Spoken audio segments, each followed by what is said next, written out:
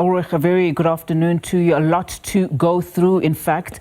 So let's start here. After 3 years of testimony and over a decade since the murder of Senzo Meyiwa, did the state prove its case beyond reasonable doubt? The defense is saying that they did not prove a case beyond a reasonable doubt.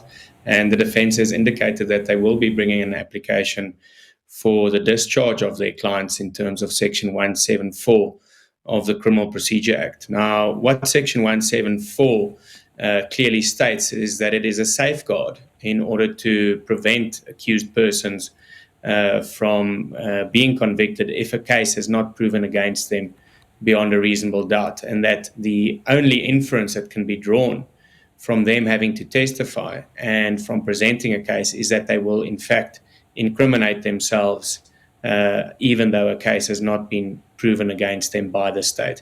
So I think we can expect that Section 174 application by the defense when the matter resumes, and then it is up to the judge to decide whether to grant the Section 174 or for the judge to say, well, I don't agree with this application. In fact, I do think that there is evidence on the record, and that has been proven by the state, that deserves to be answered to. And accordingly, I call upon the defense to present their case.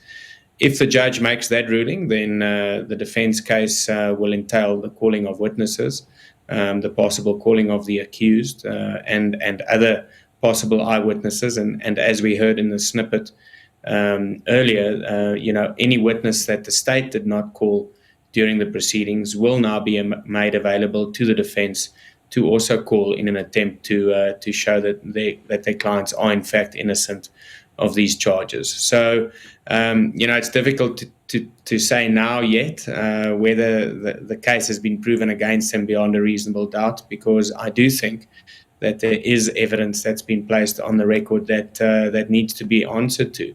And the accused version must be placed on record in order for the judge to make an objective and informed decision as to whether the accused are in fact guilty of this crime or not. And I want us to stay on that Section 174, and I want you to expand a little bit about that. So what legal grounds then, will the defense rely on its application for the charges to be dropped, with the state having officially closed its case? In other words, what will the defense rely on in its application for the accused to be dropped? Well, the defense will no doubt be arguing that the quality of the evidence led by the state and taking into consideration the cross-examination of the witnesses as well is of such a bad nature that no case has in fact been made out for the accused to answer to. And that will basically be the main aspect of their application. They will say that the case and the witnesses presented by the state was so weak that their clients cannot be called upon to answer to it. And if they are forced to answer to the state's case, then the only inference that can be drawn is that they will in fact incriminate themselves. So one can expect them to attack the quality of the evidence, as well as the admissibility of the cell phone evidence and the confessions, etc., etc.